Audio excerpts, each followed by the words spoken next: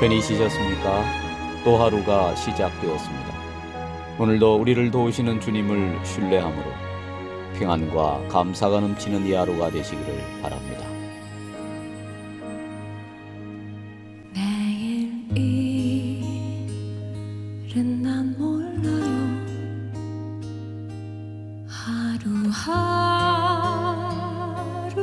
살아요. 불행이나 여행함도 내 뜻대로 못해요. 험한 길 가고 가도 끝은 없고 권해요. 주님 예수 발내미사 내 손 잡아주소서.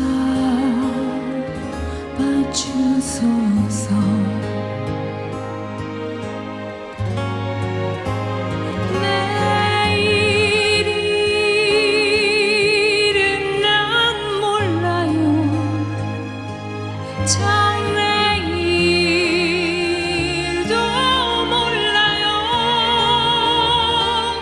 아버지여 날 붙드사 평탄한 길 주옵소서. 좁은 이 길 진리의 길 주님 가신 그의 길 힘이 들고 어려워도 찬송하며 갑니다. 성령이여 그 음성을 항상 들려주소서. 내 마음은 전했어요. 변치 않게 하소서. 내일은 난 몰라요.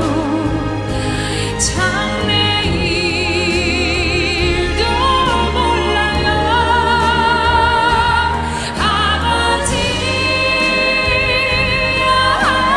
아버지야 주신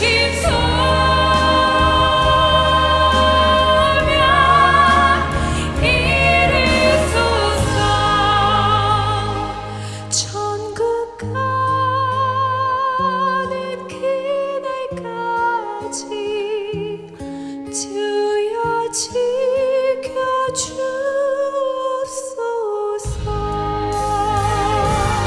오늘도 말씀 묵상의 자리에 오신 여러분을 환영하며 이 하루도 성령님과 동행하시기를 축복합니다.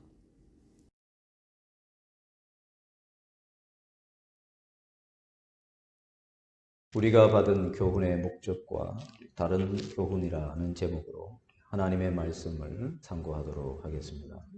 바울이 오늘날 이제 그리스라고 알려진 이 마케도냐를 이제 떠나면서 디모데에게 이제 당부의 편지를 이제 쓰고 있는데, 그 내용은 뭐냐면 교회를 어떻게 지킬 것인가 하는 것입니다. 교회 성장에 대한 어떤 방법론, 교회를 어떻게 부흥을 시킬 것인가, 어떻게 교회가 발전하게 하려면 어떻게 해야 될 것인가, 이런 것을 가르쳐 준 것이 아니고 이제 믿음의 본질, 그런 것을 이제 가르쳐 주었습니다. 그래서 이 바울이 지금 이 목회 서신으로서 디모데에게, 후임자에게 이제 전하고자 하는, 그리고 가르치는 내용은 다른 어떤 그 기술이 아니고 다른 어떤 방법이 아닌 그 믿음의 본질에 대해서 지금 원리적인 내용을 다루고 있습니다. 디모데에게 부탁 내지는 이제 명령하는 내용이 뭐냐면, 첫 번째는 다른 교훈을 가르치지 말라. 다른 교훈 가르치는 것을 금해야 된다. 그것을 가장 경계하라. 다른 교훈이 뭐겠습니까? 그것은 사도 바울이 가르치고 전한 복음, 진리의 그 복음 외에 다른 복음, 다른 이야기들, 그것을 말하겠죠. 1차적으로. 그래서 이단의 가르침들. 사도 바울이 활동하던 때에도, 사도들이 또 사역하던 때에도 이단들이 이미 그때부터 있었다는 것이죠. 그래서 비성경적인 것을 가르치고 또 율법적인 것을 가르치는 이제 그런 일들이 있어서 그것을 경계하라. 그런데 이제 우리가 이단의 가르침들을 이렇게 보면은 좀 우리가 상식적으로만 우리가 생각을 해도 너무나 터무니없고 얼토당토 않다 하는 것을 우리가 알 수가 있습니다. 그래서 이제 그 이단들의 어떤 가르침, 뭐 도덕적으로나 인격적으로 확연히 잘못되고 그릇된 어떤 막 교주를 따르는 자들의 어떤 이야기들, 그런 것은 우리가 쉽게 그 복음을 가진 자라면, 하나님의 자녀고 하나님의 백성된 사람이라면, 성령을 모시고 사는 사람이라면 우리는 그런 말이 너무나 어처구니 없구나, 정말 얼토당토 않구나 하는 것을 우리가 분별할 수가 있습니다. 문제는 뭐냐면 진짜 이단, 사이비 이런 것이 문제가 아니고, 이단이 아닌 것 같고 사이비도 아닌 것 같은, 그러면서도 아주 미묘하게 이상야릇하게 진짜인 것 같은데 좀 이상하고 이제 그런, 이게 위험하거든요. 그래서 진짜인지 가짜인지 분별하기가 쉽지 않은 그런 경우들이 있습니다. 그래서 바울은 이제 이런 문제들에 대해서 디모데에게 그 다른 교훈을 경계하라 이렇게 말하죠. 그래서 디모데가 경계해야 할 정도니까 그 미묘함, 복음과 복음이 아닌 그 사이를 걷는 아주 그런 가르침들, 이런 가르침들이 그때도 있었다. 그래서 바울은 디모데에게 이제 목회할 때에 무엇에 집중하고 무엇에 관심을 가지고 무엇을 중요하게 여기고 또 무엇을 절대로 놓치지 말아야 할 것인가 하는 것을 가르쳐 줍니다. 그 전한 교훈의 목적이 무엇이며 그 전한 교훈의 목표가 무엇인가 하는 것을 강조하고 있습니다. 그래서 그 내용이 뭔가 하니까 신하와 끝없는 족보에 몰두하지 말게 하려 함이라. 이런 것은 믿음 안에 있는 하나님의 경륜을 이룸보다 도리어 변론을 내는 것이라 이렇게 이야기하고 있습니다. 신앙의 이름으로 신앙생활을 한다는 것은 바로 하나님의 목적과 하나님의 뜻에 우리가 순종한다 하는 것을 말합니다. 나는 신앙생활 합니다 라고 할 때에 우리 기독교인은 적어도 하나님의 뜻과 하나님의 목적에 내가 순종하며 그 뜻대로 사는 것입니다 라고 그 내용을 담고 있어야 하는 것이고, 그런 마음을, 그런 고백을 우리가 해야 하는 것, 이것이 신앙생활 하는 것입니다. 그런데 그렇지 아니하고 오히려 이제 변론만 일으킨다 하는 것입니다.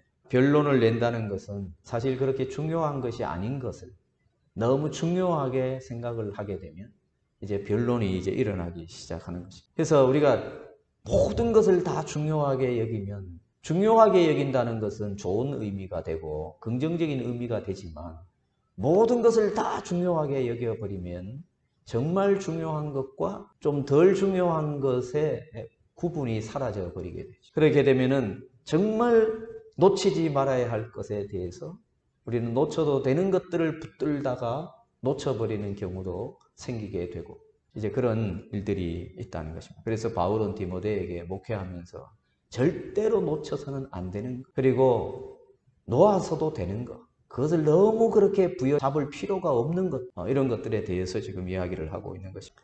우리가 신앙생활을 하다가 우리 자신도 그렇고 우리가 교인과 교인이 이렇게 대할 때에도 여러분 정말 중요한 것, 정말 놓치지 말아야 돼요. 정말로 신중하게 우리가 생각을 해야 하는 것에 대해서는 우리가 정말 그러해야 돼요. 그러나 그렇지 아니한 것, 다양성과 어떤 그 선택의 어떤 그 차원의 문제에 대해서 그것을 너무 그렇게 심각하게 생각하게 되면 변론이 일어나게 되고, 그것은 우리의 신앙의 목적과 그 뜻에 전혀 맞지 않게 되어버린다는 것입니다. 두 번째, 바울이 디모데에게 전하는 말씀은 뭐냐면 그가 가진 말씀의 목적에 대하여 이제 5절에 이야기합니다. 이 교훈의 목적은 뭐냐? 청결한 마음과 선한 양심과 거짓이 없는 믿음에서 나오는 사랑이다. 이렇게 말씀하고 있습니다. 사도 바울이 전한 복음과 또 디모데가 받고 누린 그 복음의 가르침의 그 교훈의 목적과 그 뜻이 뭐냐? 그것은 선한 양심, 청결한 마음, 거짓이 없는 믿음에서 나오는 사랑이다. 이것이 이 교훈의 목적이라고 하는 것입니다. 그래서 우리의 신앙생활에 있어서의 그 열매들은 결국은 뭡니까? 이 사랑을 맺어가고 사랑을 연걸어 가야 하는 것. 그것이 신앙의 참된 본질이라고 하는 것이죠. 누가 신앙생활 제대로 잘하고 있는가? 라고 할 때에 그것은 바로 사랑을 누가 잘 일구어 가고 있고 그 사랑을 잘 맺어가고 있고 그 사랑이 잘 연걸어 가고 있는가 하는 것이죠. 그래서 모든 우리의 신앙에 있어서의 내용은 바로 이런 차원으로 우리가 나아가야 되는 것이고 모든 지식도 모든 수고도 모든 헌신도 모든 봉사도 모든 은사도 모든 자랑거리도 여러분 이것은 다 결국은 이 사랑으로 귀결되어야 하는 것입니다. 그리고 그 사랑으로 맺어져야 하는 것들.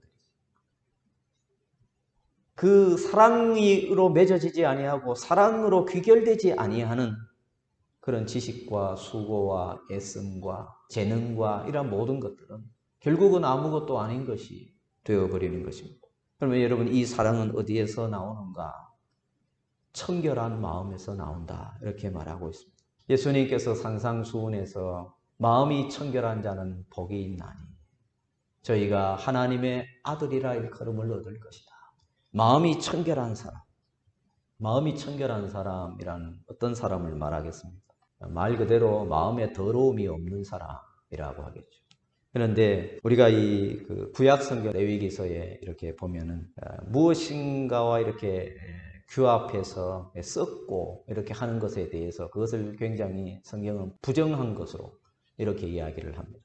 다시 말해서 백성은 육축을 다른 종류와 교합시키지 말며 밭에 두 종자를 섞어서 뿌리지 말고 또 두 재료로 직조된 옷을 입지 말라. 이렇게 레위기 19장에 이렇게 말씀하고 있습니다. 그래서 이것은 뭐냐면 하나님의 그 거룩한 백성이 이렇게 무엇인가가 썩고 서로 막 섞여서 혼합이 돼. 이것은 그 정체성이 옳지 않다, 맞지 않다 하는 것입니다. 하나님의 백성은 하나님의 백성 성도라고 하는 것은 뭡니까? 구별된 무리거든. 구별된 사람. 거룩함이라고 하는 것은 구별되었다 하는 의미를 가지고 있습니다. 그래서 우리가 이 세상에 살고 있지만 우리는 이 세상과 구별된 사람들, 섞이지 아니한 사람들. 이것이 이제 청결함, 순수함, 이것을 의미한다고 하겠습니다. 그래서 청결한 마음이다. 곧 이 마음이 하나님께로 향하고 하나님께 정하고 하나님을 의지하고 하나님을 신뢰하는 것을 말하는 것이죠. 두 마음을 품는 자는 하나님의 나라에도 합당치 아니하고 하나님께서도 합당해 보지 않으신다. 그래서 우리 마음이 주께로 정하여 우리의 마음에 오직 하나님만을 우리가 모시고 사는 사람, 그 마음이 바로 청결한 마음이라 하겠습니다. 그렇지 않고 우리가 이 마음에 하나님도 모시고 또 다른 우상이라고 하는 것은 다른 것이 아니라 곧 나의 욕망, 나의 주장, 이것을 하나님과 동등한 자리에 두고 있는 것. 여러분 그거 역시 바로 청결한 마음에서 멀어지는 것이 된다. 그래서 청결한 마음이란 혼합되지 아니 오직 하나님만을 나의 하나님으로 예수 그리스도만이 나의 구주 되심과 그리고 그분이 나의 삶의 주인이시요 주관자이시요 다스리시는 분이신 것을 믿고 사는 것. 여러분 그런 마음이라고 하겠습니다. 그 다음에 선한 양심을 가진 것이라 그랬습니다. 선한 양심. 사람들 중에는 양심에 그 화인 맞은 사람들이 있습니다. 양심에 화인을 맞았다. 그 양심이란 사람들마다 하나님께서 주신 이 선물이거든요. 그래서 누가 뭐라고 해도 또 누가 보지 않아도 우리에게는 하나님께서 양심을 주셔서 양심이 그것을 안다는 거예요. 내가 이것을 하는 것이 옳은지 이것을 하는 것이 합당하지 않은지, 정당한지 않은지를 다른 사람이 그렇게 말을 해야 하는 것이 아니고 우리의 양심이, 적어도 우리의 양심은 알고 있다 하는 것이죠. 그런데 양심이 화인을 맞은 사람은 어떤 사람이냐면 그걸 모르는 거예요. 양심의 화인을 맞았다는 것은 또 양심의 어떤 그런 이야기를 함에도 불구하고 그 양심의 소리를 전혀 무시합니다. 그 이제 양심이 정말 화인을 맞은 자는 어떤 양심이 양심의 역할을 못하게 돼요. 더 이상 그 양심이 없는 것과 다름없는 자, 그 사람을 양심이 화인을 맞은 자. 하나님 앞에서 이 세상에 많은 사람들이 양심에 화인 맞은 사람들이 많이 있어요. 먼저는 뭐냐면 하나님께서는 이 세상 만물을 통해서 하나님께서 이 세상을 지으신 이 세상은 분명히 누군가가 짓고 조성하고 다스리시는 것 같은 그러한 느낌을 우리 양심이 그것을 알려줍니다. 그러나 세상의 많은 사람들 중에는 이 양심이 화인을 맞아 하나님께로 마음을 돌이키지 않는 사람들이죠. 이 선한 양심은 뭡니까? 하나님 편에 서는 마음, 하나님 편에 서는 마음, 하나님이 기뻐하시는 쪽을 택하는 마음, 이것이 바로 선한 양심이라 하겠습니다. 그리고 이 사랑을 이루어가는 이 교훈의 목적을 이룰 수 있는 요소는 거짓이 없는 믿음이다 그랬습니다. 바울은 디모데후서 1장 5절에서 이와 같이 말하죠. 내 속에 거짓이 없는 믿음이 있음을 생각함이라. 이 믿음은 먼저 내 외조모 로이스와 내 어머니 유니게 속에 있더니 네 속에 있는 줄도 내가 확신하노라 그랬습니다. 그래서 바울은 이 디모데의 어머니와 디모데의 그 외할머니를 잘 알고 있었죠. 그 어머니와 그 외할머니는 그 정말 마음이 거짓이 없는 믿음, 진실한 믿음, 정말 주 예수 그리스도를 믿는 그 믿음 안에서 정말 성경이 가르친, 계시하신 그 말씀을 그대로 겸손하게 감사함으로 받는 사람들이었다. 그런데 그 믿음이 지금은 이 디모데에게 전가되고 전수되었다 이렇게 말씀하고 있습니다. 그래서 그 믿음, 그 거짓이 없는 그 믿음을 더 잘 단련시키고 더 잘 지켜야 된다 하는 것을 이제 이야기하고 있습니다. 이런 것에서 청결한 마음과 선한 양심과 이 거짓이 없는 이 믿음에서 무엇이 만들어지고 맺어지는가? 바로 사랑이라 하는 것입니다. 여러분, 사랑이라고 하는 것은 어느 날 갑자기 뚝딱 만들어지는 것이 아니고 어느 날 갑자기 이렇게 달리고 생겨나는 것이 아니라 하는 것입니다. 나무의 과실나무의 열매도 마찬가지. 갑자기 어제는 없던 열매가 갑자기 턱 달리는 법은 없습니다. 봄부터 뿌리로부터 계속해서 양분을 먹고 줄기로 잎으로 이렇게 해서 그 모든 이 나무의 그 활동을 통해서 열매가 처음에는 아주 미약해 보이던 작은 것이었지만 점점 더 자라고 크고 그리고 연걸어 가게 되는 것이 사랑이라고 하는 것이 바로 이와 같다 하는 것입니다. 우리 신자, 우리 성도들의 삶에 있어서 복음을 가지고 살아가는 사람들에 있어서 맺어야 하는 열매가 바로 이것이죠. 이것은 하루아침에 뚝딱 만들어지는 것이 아니고 그 시간들 속에서 끊임없이 뿌리로부터 영양분을 공급받아야 하는 것입니다. 생명의 떡이신, 생명의 양식이신 우리 주 예수 그리스도로부터, 생명의 물이신 우리 주 예수 그리스도로부터 우리가 끊임없이 공급을 받을 때에 여러분, 그리고 인내와 그 수고와 그 견딤과 그 감사와 이 모든 과정 속에서 점점 이 사랑이 맺어가고 열리게 되는 것입니다. 이 열매를 맺는 것이 그 복음이 우리에게 주어진 목적이라. 그리고 이 복음이 이 사람에게 주어질 때의 목표가 바로 뭐냐? 그 열매를 맺게 하는 데 있다. 사랑의 그 열매를 맺게 하는 데 있다.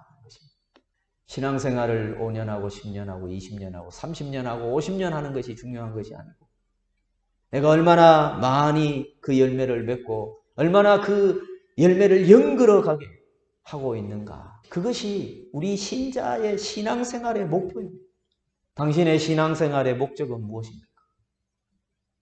이거 외에 나는 교회를 왜 다니느냐? 내가 성경을 왜 보고 내가 기도를 왜 하며 내가 예배를 왜 드리는가? 라고 할 때 여러분이 다른 이유를 달게 된다면 여러분 지금 다른 교훈을 쫓고 있는 것이 되는 것입니다. 우리가 받은 교훈은 바로 이 사랑의 열매를 맺어가는 데 있다. 그것이 하나님께서 우리를 향하신 목적이요 목표가 된다는 것입니다. 여러분 그래서 이것이 정말로 중요합니다. 이것이 가장 중요합니다. 다른 것을 다 잃어도 여러분 이 목적과 이 목표를 잃지 말아요. 그리고 다른 것을 다 얻은들 이 목적과 이 목표를 상실했다면 아무것도 아닌 것입니다. 그래서 여러분 우리가 이 허공을 향하여 향방 없이 노를 젓거나 허공에 주먹질을 하는 것은 아무런 의미가 없는 것이죠. 목적과 목표를 향해 우리가 나아가야 돼요. 우리의 신앙의 열심, 우리의 헌신, 봉사, 우리의 달란트 이 모든 것들이 결국 무엇을 목적으로 하고 있는가?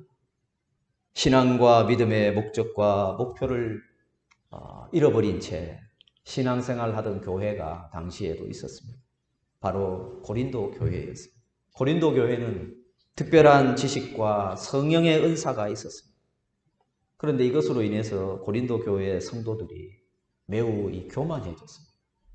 다른 사람들은 다른 교회에는 없는 그들은 경험해보지 못한 그런 영적인 체험들, 신령한 체험들을 그들이 많이 함을 통해서 그들은 자신들이 저 사람들보다 더 수준이 높고 믿음이 좋고 더 특별한 사람들인 것처럼 그들이 여기게 된 것이죠. 우리가 우리 자신을 특별한 사람이라고 생각하는 것은 굉장히 긍정적이고 굉장히 좋은 것입니다. 그러나 내가 나를 특별한 자로 여기는 그것이 상대편을 무시하거나 멸시하거나 괄시하거나 내가 그 사람들에게 우월감을 가지거나 자랑과 이런 것을 내가 갖게 된다면 여러분 그것은 전혀 잘못된 길을 가고 있는 다른 교훈을 지금 쫓고 있는 것이 되고 마는 것입니다. 그래서 고린도 교회 성도들은 자기들이 가진 그 특별한 은사 그거 가지고 다른 사람들을 평가절하 하고 그래서 심지어 사도 바울조차도 바울의 편지를 읽어보니까 바울은 굉장히 지식이 많고 굉장히 똑똑하고 정말 뭔가 풍성한 사람인 것 같았는데 막상 바울을 대면하고 나니까 생긴 것도 영 마음에 들지 않고 말도 막 어눌하고 이러니까 바울의 어떤 그 사도가 가진 그 사도성 그것에 대한 어떤 존귀함이나 이런 것을 여기지 않고 저 사람이 사도가 맞나 이런 식으로까지 의심하는 여러분 우리가 지식이 있고 실력이 있어서 다른 사람보다 좀 더 착하고 좀 더 이뻐서 오늘 우리가 예수 그리스도를 믿고 하나님의 자녀가 된 것은 결코 아닌 것입니다. 오직 하나님의 은혜로 오늘 저와 여러분은 이 자리에 있는 것입니다. 하나님은 문벌 좋은 자나 학식이 있는 자나 지혜가 있는 자 이런 사람들을 하나님께서 잘 쓰지 않습니다. 가끔 쓰시기는 쓰시는데 그런 사람은 잘 쓰지를 않아요. 우리가 생각할 때에는 하나님이 쓰시려면 정말 잘나고 능력 있고 탁월하고 이런 사람만 모아가지고 쓰시면은 좋을 것 같잖아요. 우리 생각에. 하나님이 쓰시는 사람들은 정말 고만고만한 사람들, 저만저만한 사람들을 그냥 부르러다가 하나님의 일을 시키시고 하나님의 나라를 세워가시는 교만이 싹트고 하나님 볼 때 얼마나 우스운지 몰라. 정말로 유치한 거예요. 어른들이 볼 때에 아이들이 이렇게 서로 자기 키 재고 이렇게 뽐내고 이렇게 하는 것을 보면 뭐 귀엽긴 하지만 우습잖아요. 근데 우리 인간이 그래요. 우리는 조금만 기회가 되면 조금만 뭔가 환경이 되면 자꾸 막 의시되고 자랑하고 높아지려 하고 그런 일들이 있습니다. 바울은 고린도 교회 성도들에게 너희가 다른 사람들보다 우월해서 이 자리에 이른 것이 아니다. 전적으로 하나님의 은혜와 사랑과 긍휼과 오래 참으심으로 하나님이 너희를 사랑하시고 구원하시고 복을 주셔서 오늘 이렇게 하나님의 백성으로 살고 있다. 하나님이 이끌어 주시고 붙들어 주시고 하나님이 놓지 않고 계시기 때문에 이 불신앙 가득한 이 세상에서 이 유혹이 많은 이 시대에서 넘어지지 아니하고 믿음을 버리지 아니하고 여전히 하나님 의지하고 있는 것이 아니냐 이렇게 말씀하고 있습니다. 그리고 고린도전서 4장 19절에 그가 이렇게 말합니다. 주께서 허락하시면 내가 너희에게 속히 나아가서 교만한 자들의 말이 아니라 오직 그 능력을 알아보겠으니 교만한 자들이 하는 말을 내가 뭐 들어보고 그 사람들을 이렇게 분별하는 것이 아니라 그들의 능력을 내가 한번 보겠다.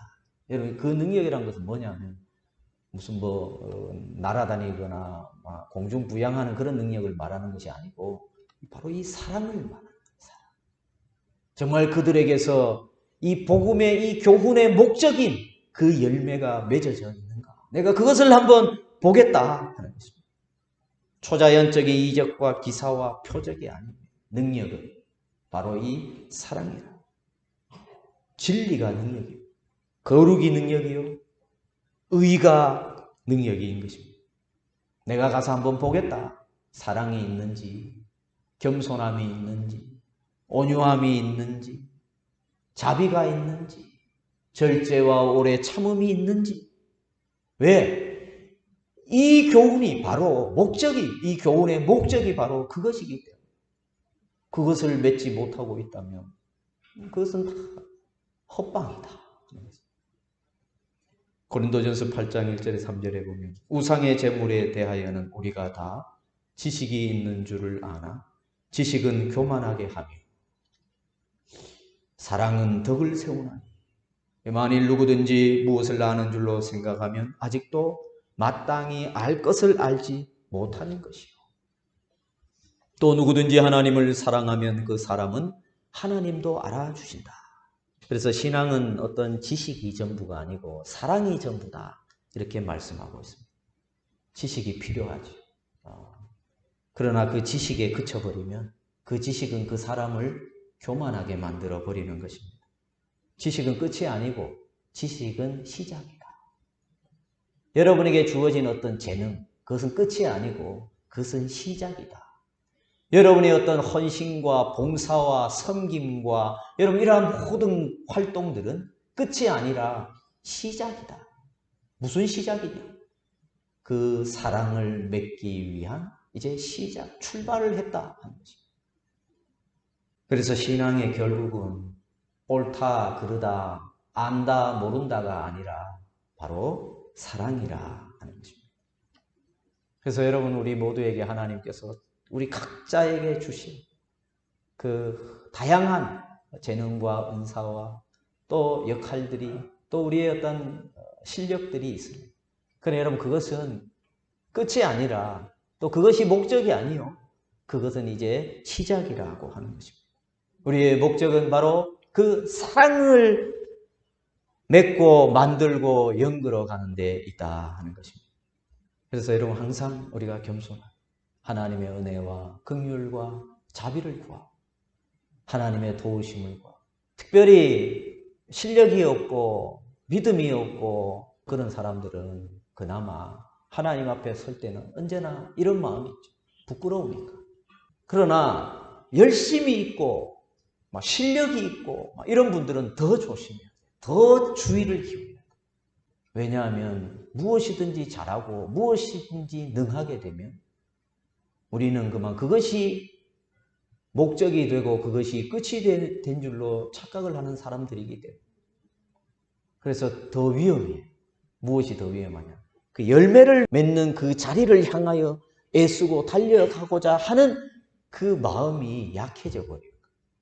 지금이 너무 강하고 지금이 너무 높고 좋으면 정말 내가 가야 할 저 자리까지 가지 않아도 될 것 같은 착각을 일으키기 때문에 그래서 그럴 때 우리는 더 가난한 마음을 하나님 앞에 애통하는 마음을 주여 나를 불쌍히 여겨 주시옵소서. 주여 내가 사랑의 열매를 맺게 해 주십시오. 여러분, 이 사랑은 뭡니까? 우리가 십계명하고 마지막에 하나님을 사랑하고 이웃을 내 몸과 같이 사랑하라 하신 그것이 목적이요 목표. 하나님을 정말로 사랑하는 자리까지. 여러분, 하나님 사랑하십니까? 말은 우리가 사랑한다고 하지, 하나님. 저는 사실 하나님 앞에 사랑합니다 말 못해요. 사랑하는 놈이 그러냐? 하나님 사랑하고 싶은데. 그러나 목적이 뭐예요? 목표가 하나님을 사랑하는 자리까지 우리가 나아가요.